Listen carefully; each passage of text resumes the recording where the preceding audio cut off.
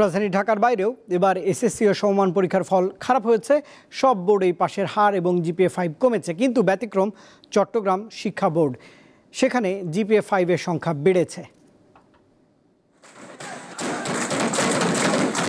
বৃহস্পতিবার দুপুরে এসএসসি ও সমমানের ফল প্রকাশের পরপরই আনন্দ উল্লাসে মেতে ওঠে পরীক্ষার্থীরা। এবছর এসএসসিতে সর্বোচ্চ পাশের হার যশোর শিক্ষা বোর্ডে, শতকরা ৭৭.৬৩ যা গত বছর ছিল ৮৯.26 ভাগ। এ বোর্ডে জিপিএ-5 পেয়েছে ২২,৩২৭ জন, যা গত বছর ছিল ২৮,০৭৪ জন। এবারও পাশ ও জিপিএ-5-এ ছেলেদের চেয়ে মেয়েরা এগিয়ে। আমাদের সব টিচার, আমাদের প্রিন্সিপাল, আমাদের ভাইস প্রিন্সিপাল, আমাদের প্রত্যেকটা টিচার এবং এই স্কুলের প্রত্যেকের অবদান রয়েছে আমাদের রেজাল্টের পিছনে। আল্লাহ ভরসায় আমি A+ পেয়েছি সবগুলাতে, আলহামদুলিল্লাহ।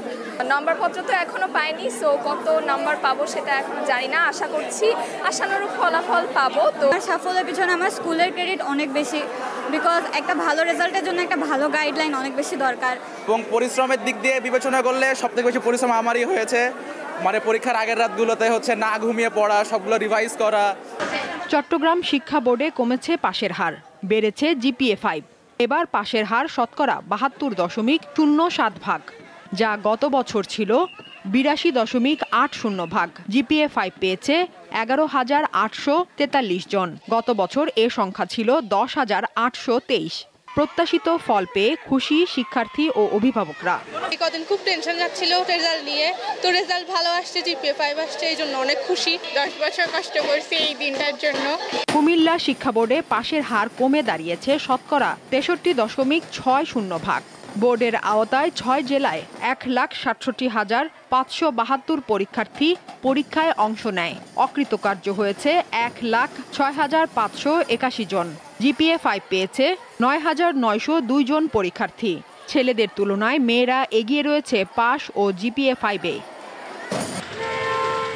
বরিশাল শিক্ষা বোর্ডেও কমেছে পাশের হার ও জিপিএ-5 এর সংখ্যা।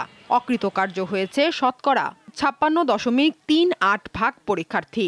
জিপিএ-5 পেয়েছে ৩,১১৪ জন, গত বছর যা ছিল ৬,১৪৫। গত বছর দেশ সেরা অবস্থানে থাকলেও এবার তা ধরে রাখতে পারেনি যশোর বোর্ড।